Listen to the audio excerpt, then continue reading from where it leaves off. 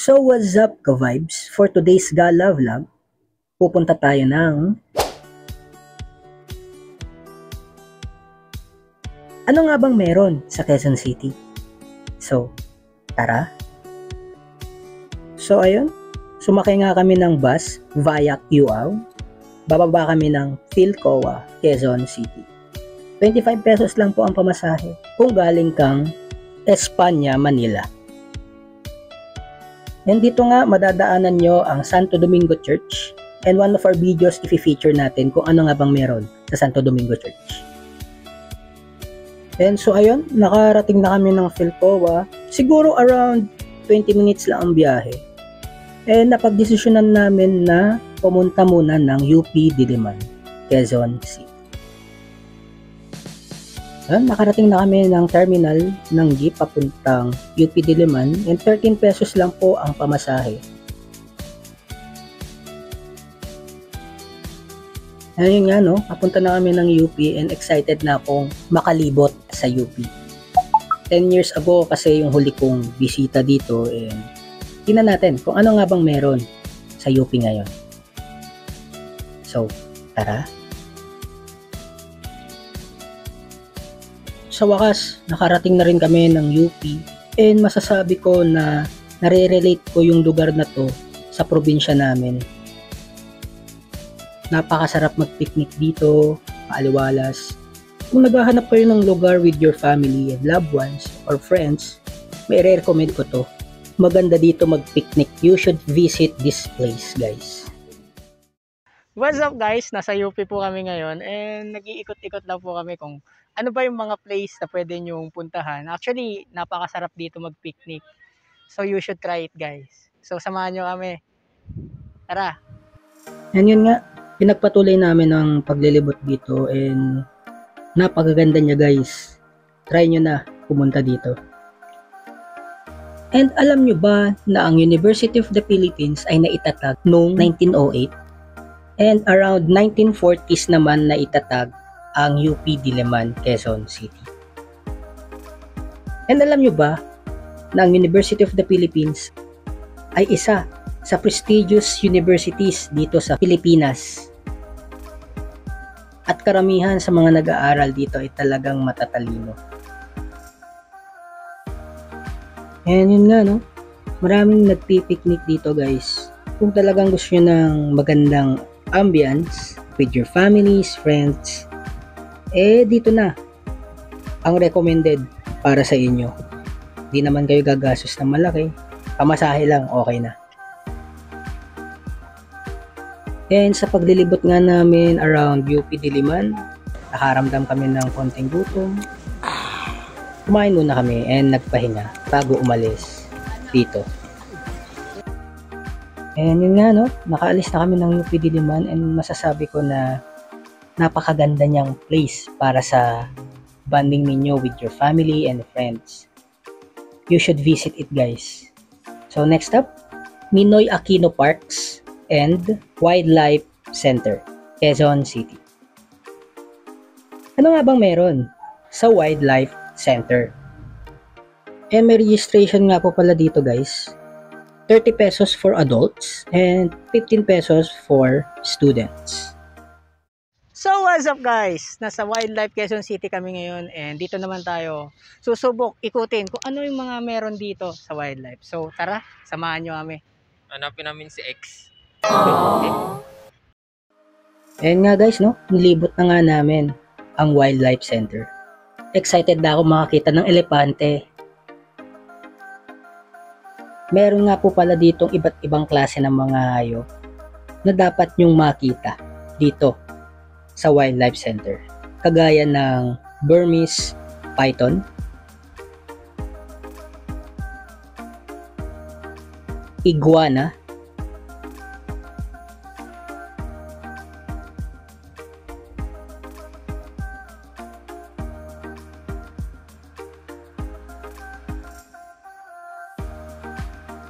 saltwater crocodile,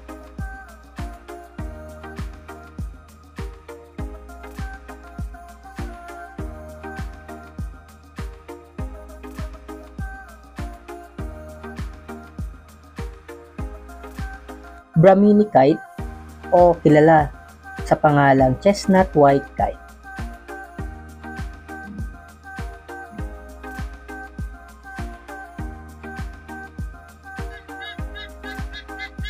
White-bellied sea eagle.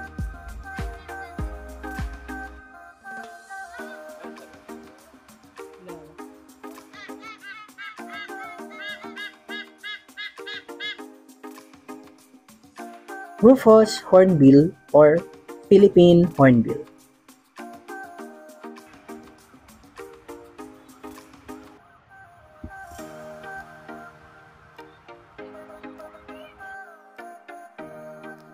Southern cassowary or double-wattled cassowary.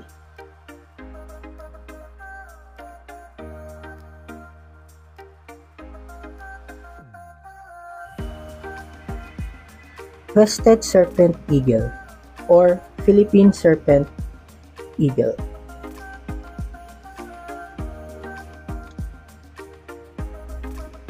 Philippine eagle or monkey-eating eagle.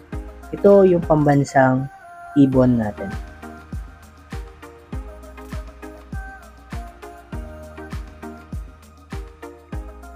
Ayan yun. Maraming mga iba't ibang klase ng mga hayop dito guys. And sana patuloy nating pangalagaan ng mga to. And sa paglalakad nga namin, nakita namin tong view na to. And napakaganda guys. Napakasarap tumambay. Masarap ang simoy ng hangin. Pwede nyo ayayin yung mga kaibigan nyo dito. Pwede kayo dito mag-banding. And pwede rin kayo magkaroon ng access sa mga cottages dito or other facilities guys. Basta meron lang kayong permit.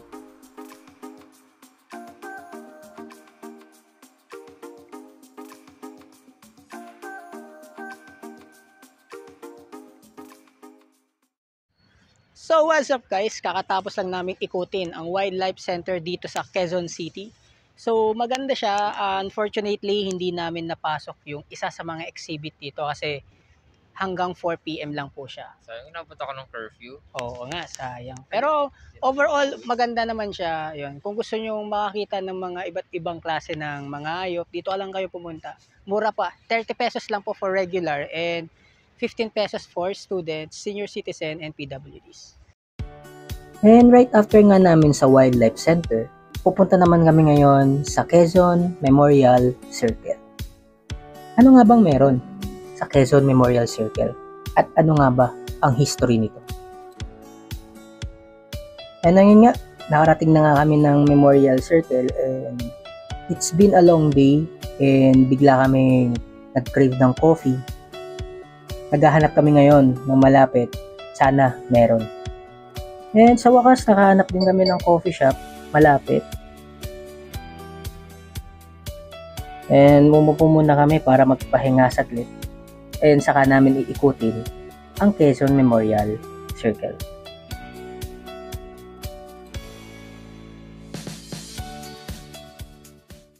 Hello guys! Hello guys! So ngayon, nasa circle po tayo ngayon dito sa Quezon City and namasyal muna kami dito kasi napakaganda niya ngayon and may mga food bazaar po dito. And every weekends, maraming tao. Talagang mag-e-enjoy po kayo kung nandito po kayo. So you should try it guys. Hindi kayo magsisisi. May pa-fountain pa po pala, circle. Una agad, nilapitan ng tropa natin yung fountain. Natuwa siya. Sobrang ganda din kasi. Try pa, paalala lang, bawal maligo dyan. Yan yun nga, ito ang Quezon Memorial Shrine. Sinimulan tong gawin noong 1952 at natapos noong 1978. And alam nyo ba na dito nakalibing ang dating Pangulong Manuel L. Quezon. And meron nga palang food bazaar dito guys and matatakam talaga kayo, so nagutom kami. Naghanap na nga kami ng kakainan namin. Marami siyang tao dito guys, dinadagsa siya, especially weekends.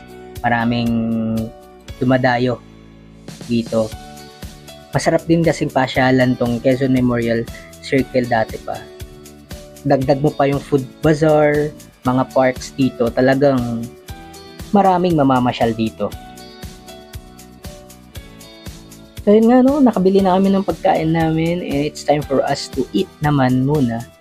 Tsaka para makapagpahinga na din. Sarap ng fries Ayun, nabusog ako and right after namin kumain, naglakad-lakad muna kami saglit bago umuwi. And saka ko nalaman na meron palang mercadillo dito. Akala ko sa Intramuros lang meron. Meron din pala dito sa Quezon Memorial Circle.